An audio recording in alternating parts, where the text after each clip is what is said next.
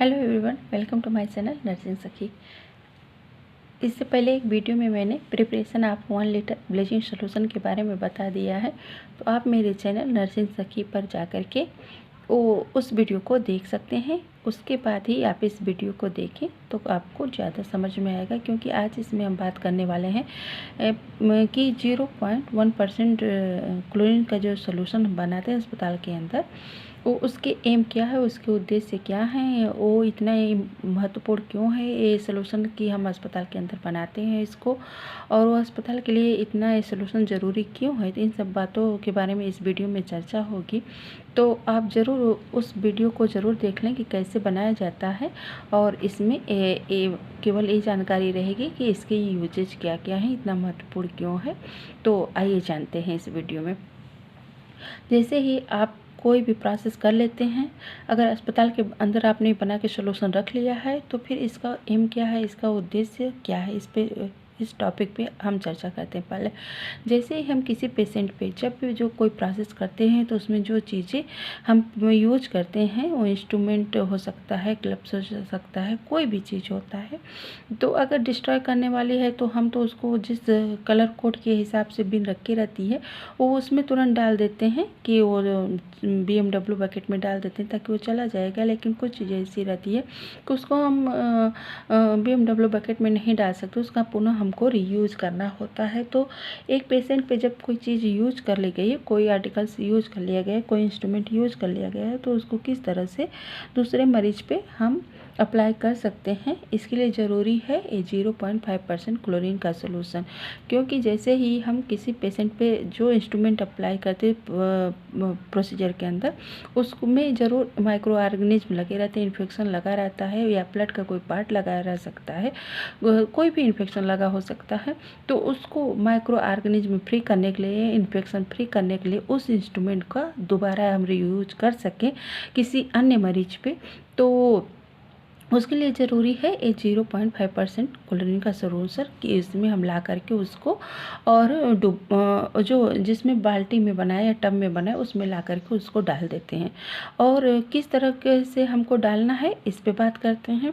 तो जब भी आप कोई इंस्ट्रूमेंट डालते हैं 0.5% क्लोरीन के सॉल्यूशन में, तो आप इतना मेक श्योर हो जाइए कि वो अच्छी तरीके से इस सॉल्यूशन में डूब जाए, वो इंस्ट्रूमेंट और उसके सभी पार्ट पूरी तरीके से इसके अंदर भीगे होने चाहिए, डूबे होने चाहिए, ठीक।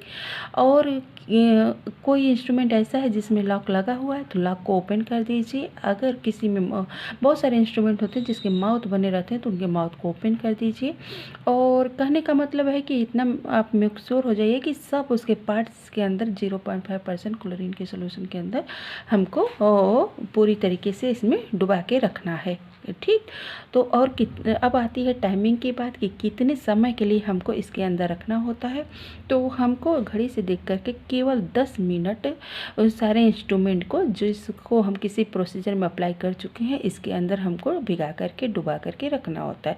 फिर क्या करना है, फिर हमें उस इंस्ट्रूमेंट को निकाल लेना है और रनिंग वाटर से आप उसको धुल लीजिए, या अभी भी लगता है कि किसी में कोई पार्ट लगा है, कोई ब्लड का इंस्टेंट उसमें लगा है, तो आप किसी भी डिटर्जेंट का घोल बना लीजिए और उस पर डाल के किसी ब्रश के मदद से, कोई भी ब्रश हो सकता है छोटा बड़ा, जिस साइज से आपका इंस्ट्रूमेंट है लेकर के, और उसको रगड़ के उस रनिंग वाटर में उसको क्लीन कर लीजिए।